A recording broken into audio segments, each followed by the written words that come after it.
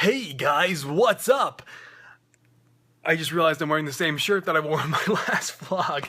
Washing machines are great, but before I say anything else, I just want to say right now, I'm going to be giving you guys a look at my upcoming Zoom minifigure. I've made a lot more progress on him. I made the lightning bolts, and I did a bunch of other cool stuff. I started on my Batman vs. Superman customs, and going to be showing you all that stuff, guys, so definitely, just stick around for at least the next few minutes. So, this, guys, could very well be my last vlog of 2015, because like right now, as soon as I finish this vlog, I am going to bed, and then I am making my entire Christmas video and photo tomorrow. Then after that's done, I'm spending the entire week non-stop working on my my MGF Customs and Reviews 2015 video before we finally start 2016, and that's going to be really insane. But today is Christmas Eve, guys. It's 4 in the morning right now, but by the time you see this, Christmas Eve has already been in full swing. So yeah, Merry Christmas, guys, and Happy Holidays, because it's just I'm just so glad that this year is finally coming to an end, and we can finally move on into 2016 and everything that's going to be happening. And it's been a really great year, 2015, no doubt. Don't get me wrong. It's definitely been a much better year than 2014 for us. My family and I, we've seen a lot of improvement in our lifestyle. Things have gotten easier. We've been able to live some more stable lives, and kind of get back on track to where we kind of were in 2013 when all of this crap started, and what resulted in us moving to a condominium, to our aunt's house for a year, and now here in this apartment since May. And my channel has seen some really amazing improvements this year. We passed 100,000 subscribers. I mean, so much has happened. I've done so many showcase videos on so many custom minifigures, and I've seen so many. I've made so many reviews, and all the analysis videos, everything that I've done this year. Just looking back on it all, I'm like, holy crap, that is a lot more when I look back on it all, and a lot more than I thought that I did. So yeah, and this year it also started off with like Brick Universe. That was awesome. Brick Universe in Raleigh, North Carolina, much more laid back convention, and that was really fun. I don't know what else. I mean, Brick Fair, Virginia this year was really awesome. A lot of people came for their first time, and I got to hang out with everyone, and everyone that that I from this community that I can really relate to, everyone that I really appreciate, that I really there's something so valuable about being able to go to Brick Fair and meet and hang out with everyone that I know and love from the community. And Brick Fair every single year has provided nothing less, like nothing short of that. So I mean, yeah, Brick Fair was great this year, but 2015 blew by faster than 2014. It's like 2014 I thought went by really fast, and then I'm looking on Lego.com today with Joe, 111 Lego Reviews 101, and Nick, Epic Nick 100. I was talking to them earlier, and then it's like, oh, yeah, Lego is already discontinuing the winter sets, and they're also already discontinuing the Avengers Age of Ultron sets, and the winter sets from 2015 is what I was mentioning. I'm like, wow, what wasn't I just reviewing those like last month? That's what it feels like. Then I look back on it, it's like, oh no, that was 10 months ago. I'm like, oh my god.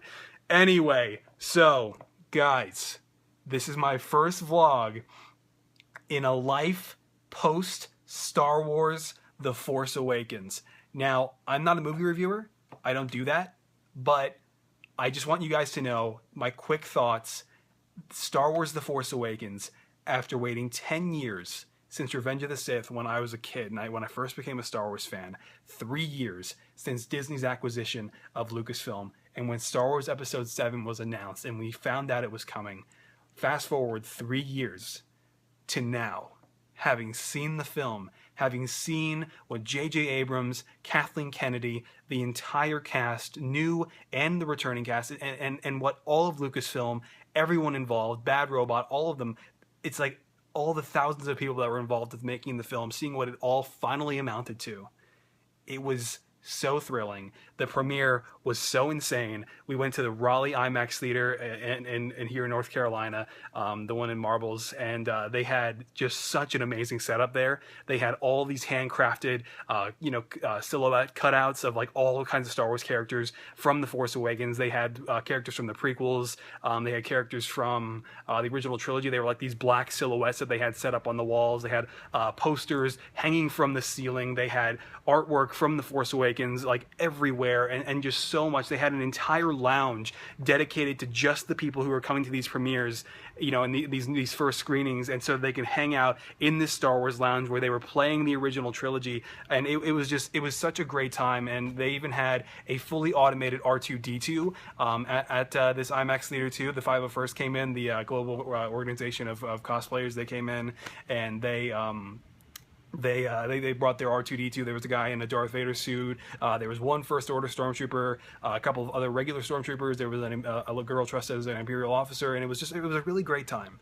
And we got there like 4 in the afternoon, and we're there until like 9:55 waiting online. They let us into to their like original trilogy themed like Star Wars hangout lounge, like probably an hour and a half, 2 hours before the movie started. But it was an amazing experience at that theater. And also, the movie is kind of an important thing because, talking about the theater is great, but how was The Force Awakens? What did I think of it? I loved it. It was everything I wanted it to be and more. I mean, yes, you watch The Force Awakens, and while a lot of it is very original, and they really do a lot to make you feel like you're back in the Star Wars universe 30 years later, there were definitely a lot of moments where, yeah, they're taken from A New Hope. A lot of things were. A lot. And that's okay, because it was done right. The film was done in such an amazing way. And what was really incredible to me was Daisy Ridley. This was like basically her first movie. And she put on one of the best performances I have seen in a long time. And I was just thinking to myself, how do you do that on your first huge blockbuster movie? I was just so blown away by that. But the entire cast, John Boyega, Oscar Isaac, Adam Driver, Harrison Ford, all the returning cast. I mean, Carrie Fisher, she was doing great. I can't even remember the last time I saw her in a role. And I mean, Lupita Nyong'o as Maz Kanata, that was a great character. CGI or not, Snoke was really exciting. I'm not gonna, spoil anything in this video, by the way. I hope you guys didn't already click off. I realized I didn't give you a spoiler warning, but BB-8, by the way, was amazing. BB-8 was fantastic in The Force Awakens. He was hilarious. He was probably the most lighthearted part of the entire movie, which was already a really bright and exciting movie to begin with. But there's no denying, once you get to the third act of the film, and then once you get toward the end, and I mean even the middle, and then the middle of the movie up until the third act, I was just so blown away by what I was witnessing. It's just, Star Wars The Force Awakens offers so much for us, for Star Wars fans. It is this brilliant film that is just the perfect Kickstarter into this new trilogy, and into this new trilogy of spin-offs that we also have coming. Rogue One, Han Solo, a possible Boba Fett movie. And I'm so glad that it's making the money that it is in the box office right now, because Star Wars The Force Awakens is an incredible film. It is not a perfect film. Of course it's not a perfect film, but it's an amazing film. And I just can't believe I got to see it. It's just, I want to go back in time to at least like 2009 or before and just tell little Ross, look what you're about to experience in a few years. And I would just love to see little Ross's reaction, because guys, we made it, and The Force Awakens, Star Wars Episode 7 happened, and the film was absolutely incredible. And that is such a generalized version of what I could say. And honestly, I have considered doing a podcast of just talking about the film for like an hour, like maybe just, I don't know, because it's like, I hate talking about something that has been a part of my life and something I've anticipated in my life for all these years, and to just give you a incredibly non-specific and generalized summary of something as huge as this. So I may or may not do something where I just talk about the movie for like an hour, in full spoilers, because it's like I don't know. It's Star Wars Episode 7, and I feel like I should celebrate, regardless of how late it might be. Maybe I'll do something like that here on MGF Extra, just to get it out there and just talk about it with you guys. And maybe I'll bring in Joe and Nick, and we'll see how that goes. And, you know, that's something I'd really like to do, maybe at the start of the year. Who knows? So, those of you who have stuck around for this entire first 10 minutes of this vlog, I do want to, you know, show you what I said I was going to show you, and that being Zoom. And by the way, guys, I just realized this is not going to be my last vlog. This is going to be my second to last vlog, now that I realize. Yeah. Anyway, so Zoom. This figure is turning out awesome, and while it may not look like much yet, I can tell you right now, it's like, just looking at how the sculpt on the bottom half of the modified flash cowl looks, and now with the lightning bolts on there and fully painted, I am like really excited to keep working on this minifigure. But as much as I want to work on Zoom, and as much as I want to make, you know, and continue working on Jay Garrick, both of which from the Flash, of course, and get that, you know, that duo showcase, out with the two of them, there is one thing that I do have to go back to, and that is Halo 5 Guardians. So I made the promise that after The Force Awakens, I would get the Halo 5 Guardians showcase going again. I would get back to work on those minifigures and make sure it happens. And that's what I'm doing right now. That's what I've been doing for these past few days, and I'm trying to get the legs back on the Arbiter, for the amazing and incredible Arbiter sculpt from Josiah, so that I can actually show you. But yeah, so the Master Chief minifigure, I'm trying to do this here with one hand, the Master Chief minifigure has been done for a long time, and you guys probably know that from previous vlogs. And also, before I do show you the Halo 5 Guardians minifigures, just here's a quick look, like I said, at Batman for my Dawn of Justice showcase. And I do have the head painted and an entirely custom-made cowl, which I'll get into in a future video, but this minifigure is turning out really cool, and I can't wait to continue working on this as well. So anyway, we're going to talk about the minifigures that'll be coming before that too. So Master Chief, like I said, he's been done for a while. This is the Brick Affliction armor from Master Chief that I've been saving since 2013, and I've already talked about this figure, and I will go over it in the showcase, you know, and of course in full depth. But Locke, how is Locke going before I show you the Arbiter? Well, so I had, you know, the Locke sculpt finally showed up, and while I wanted the Halo 5 showcase to make it on release, I wanted to be able to be right there with my entire Halo 5 showcase, Master Chief, the Arbiter, Spartan Locke, in this really awesome video. It didn't pan out because, well,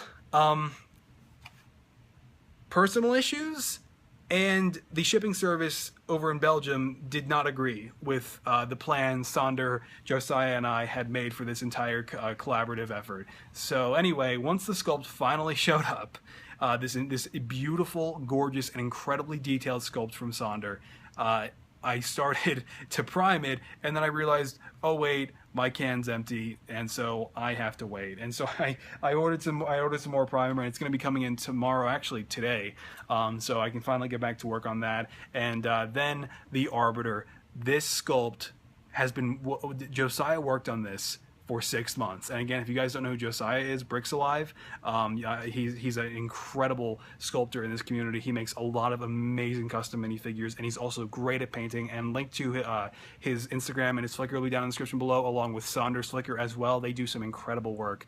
And you look at the Arbiter and you can see right there, you know, just this is like some of his best work. I mean, this is just an incredible sculpt. And I just have felt so privileged that he actually went out of his way to work on this on and off for like 6 months, and that I got to paint this, and that basically I got to paint the best Arbiter sculpt for Halo 5 Guardians that there probably ever will be. Because again, this is just incredible, the amount of detail that went into it. I just find myself, while I'm painting it, just admiring it and just like gushing over it in my head because it is just absolutely incredible what he did. So the Arbiter's almost done. As you can see, I just have some detail on the legs to do, and the Arbiter will pretty much, the entire paint job on the whole thing will be done. So then back to this sculpt. Again, this is actually the sculpting work that was done here. I should mention as well, Bill Bobful, link to his flick will be down in the description below as well, because Sonder, he sculpted the entire torso armor, the legs, like the knee armor on the thigh of the legs, and the helmet, and then Bill Bobful on Flickr, again, link to his photo stream down in the description below. He sculpted the shoulders for Locke, and this is only one of the arms, but I started to paint it, and I actually just dropped it and caught it. But yeah, I started to paint this arm, and then there's another shoulder pad which looks almost identical to this one on the other arm, which pretty much just looks exactly the same, just inverted. And I had him do the shoulders, so I wouldn't put too much pressure on Saunders to also make shoulders. So the figure is going to be like the Arbiter and, you know, in Locke, they're two very collaborative heavy minifigures, and when I say that, Sonder sculpted most of Locke, I'm painting it, and Billy made the shoulders, and then Josiah sculpted the entire Arbiter, and then I'm just painting it. Master Chief was sculpted by Brick Affliction a couple years ago, and now I'm painting that. So it's like, it's just one big collaborative showcase that you'll be seeing at the start of 2016, and I was hoping I'd be able to do it before the year ended, but the time is just not there, sadly, so it's going to be in January, if not February. Hopefully not February, because that's going to be Deadpool month. Speaking of Deadpool, what minifigures am I going to be doing for Deadpool? So, originally I was going to do Deadpool, Colossus, and Ajax. I have now cut off Ajax because I don't know who Ajax is as a character. I know Deadpool though, and I know Colossus, and they look amazing in the film.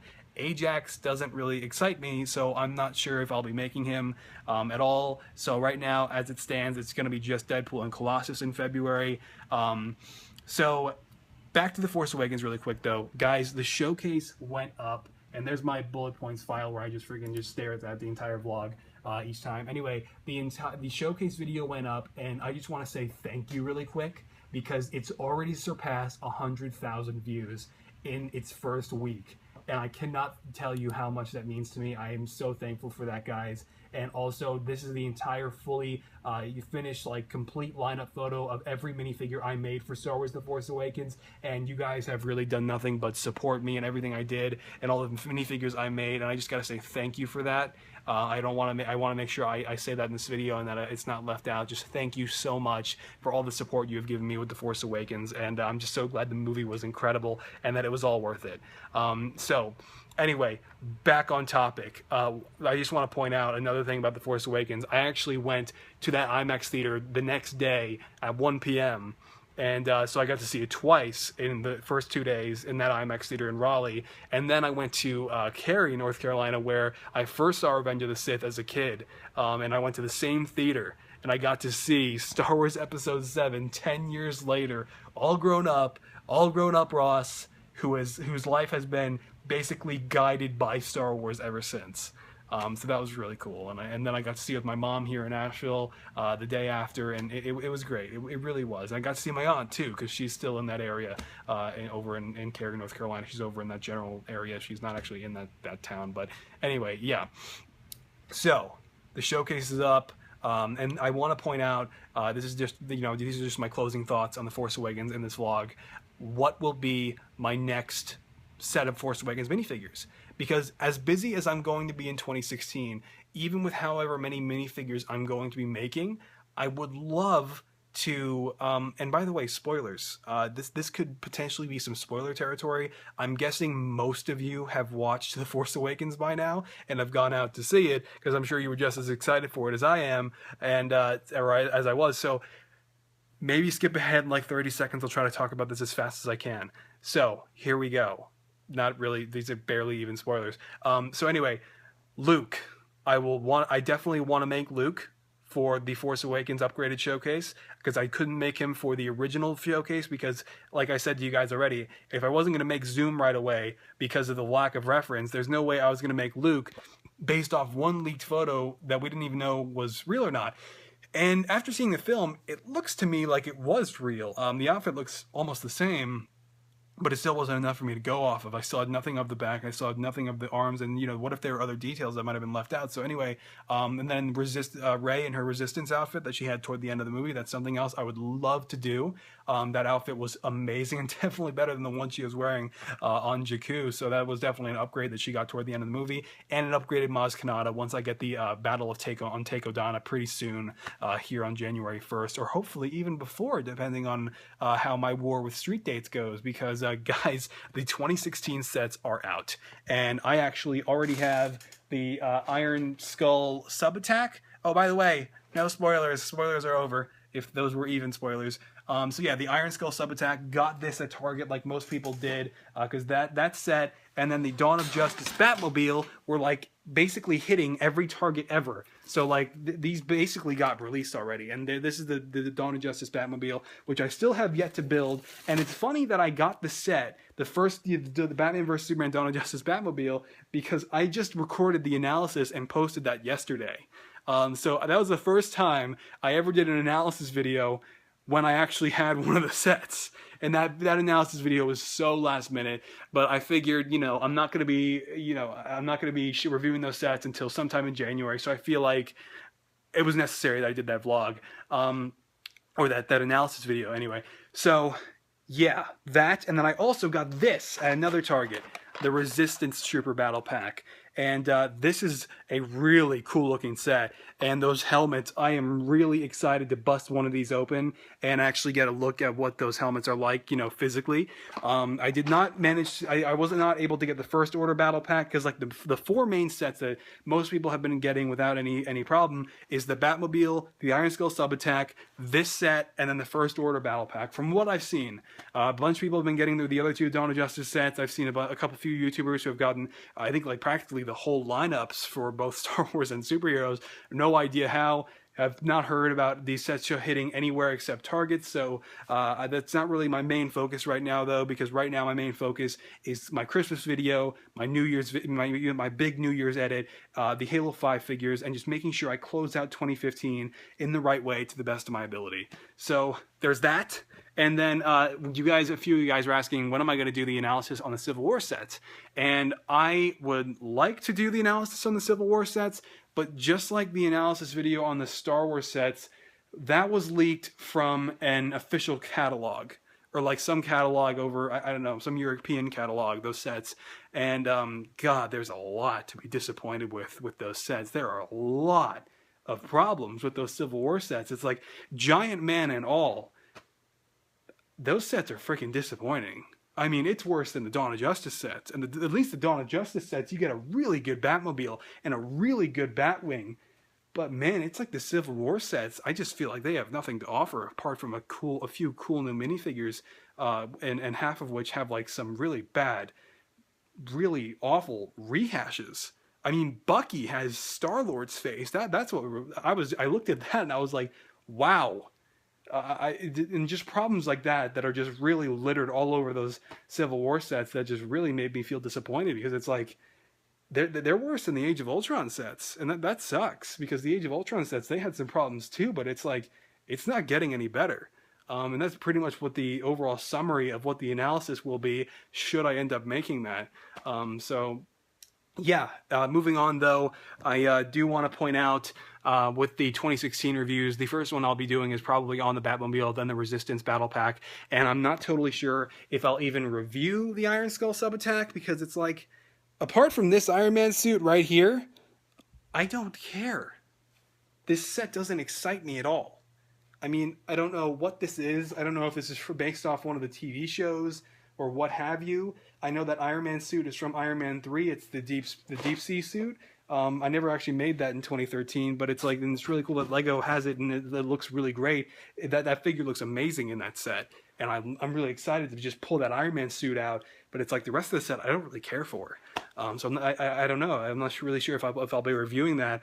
But in case I ever end up in a situation where I don't have any videos to do before I can find the rest of the 2016 sets, then that set will always be there. So there's that. And then also I do want to talk about my Batman versus Superman Dawn of Justice showcase, because guys, this is just like an intro to what I'll be doing in 2016, because I'm not going to have a lot of time to talk about it in my, my closing vlog of the year where, I'm spending my last few minutes with my friends on Skype, in the last few minutes of 2015, then the ball drops and we're in 2016. It'll be the same thing that I did for these past couple of years, this year. So anyway, back on topic, the Dawn of Justice showcase. Right now, the original lineup for that showcase was going to be Batman, the armored Batman suit, Wonder Woman, Superman, of course, Lex Luthor, and Alfred. That has since changed to pretty much that exact same lineup, but I cut Alfred out, and I'm going to be doing Doomsday instead, as you can probably understand. And Ajax, not being in the Deadpool showcase, part of the reason of why I decided not to include Ajax in the lineup for my Deadpool showcase anymore is because of Doomsday. To give myself more time to work on Doomsday, because that's going to be one hell of a big fig that will be harder than the Thing that I did for Fantastic Four, which by the way seems to have like subtly come out on DVD. I feel like Fox has done nothing to promote that, because they just don't want anyone to know, I guess. Man, that was a really sad instance. But yeah, guys, it's been a really great year for custom minifigures, and innovation has definitely been at its peak for hopefully you guys, and definitely for my channel. I mean, the year starting, my biggest showcase videos I've ever done with Avengers: Age of Ultron, with Star Wars: The Force Awakens, the Ant-Man showcase. I mean, one of the figures I made at the start of the year, Ahsoka, that was a really awesome minifigure that I'm really proud of. I made the Fantastic Four minifigures. I think Yellow Jacket is my best paint job that I've ever done in 2015, and I made a really great War Machine, Captain America. I mean, just so many really awesome minifigures that I'm looking that have all fallen over on my desk, and just make me really reflect back on how awesome this year has been for custom minifigures. So yeah, other than that though, guys, I think that's probably going to conclude my first vlog in a life post The Force Awakens, and my next vlog is going to be again the vlog where I'll be spending the last few minutes of 2015 on Skype before the ball drops, and then afterwards the first few minutes of 2016 with my friends for you guys to see. So yeah, I'm gonna go to bed, gonna get started on my Christmas stuff, and I got my block statue ready to go for when my primer shows up tomorrow, so I can prime the amazing sculpt from Sonder and get started on that. So yeah, tomorrow is going, or I guess rather today, because that's when this video is going up, today is a very lock-filled day, and also a very Christmas-filled day, because I gotta do the Christmas video, do the photo, and keep working on lock if the extra time presents itself. Also, closing thoughts, or I guess closing, I don't know, whatever, Christmas tree. This is our first real Christmas tree that we've gotten in years, and it's amazing. My sister has been doing so much to decorate it. I've been so busy, and she's just like gone completely out of control with how many ornaments she's already put on this thing, and this is definitely the latest we've ever put up a Christmas tree. But it's just financially we couldn't do it. We're living in Asheville now in the mountains, so I figured if we put up a fake tree, that really defeats the purpose of living in the mountains. So we went out to this gorgeous tree farm in here in Asheville, and it was absolutely incredible. I don't know the name of the farm and where it was exactly, but we went to this absolutely beautiful Christmas tree farm in the mountains, and I was just so blown away by this place, because I just, a Floridian, we never got to experience things like that, and scenery like the mountains here in Asheville. And it was just so cool. And you just like on this farm, and I wish I could show you guys. I would be showing you on my Mac right now if I could, but the pictures are on my phone, and it's just, yeah, it was really cool. And so it was our first time getting a real Christmas tree in, I think, maybe like 5 years or so. It's been a really long time. And before I end the vlog, actually, I just threw my SD card in my computer. I'm gonna really quick see if I can show you guys. I know you probably already clicked off the vlog and you don't care, but for me, who might one day go back watching this vlog, it would be nice to see again. Okay, I have a lot of pictures from the actual, like, premiere for The Force Awakens. This is just a few. These are just a few pictures that you can kind of see, and it was really, really freaking awesome, man. These are like a bunch of random photos of all of the animals that they had there. But yeah, man, that's where we actually got the tree in that area, and it was just a really, really gorgeous place. That was definitely like probably the most incredible sight that I'd seen all year, and it was my dad's idea to take us out here, and it was freaking awesome. So yeah, just wanted to give you guys a quick look at that before I close out the vlog, so you can see where our first Christmas tree that we've had in many, many years came from. And Merry Christmas, guys. I'll see you later. Bye.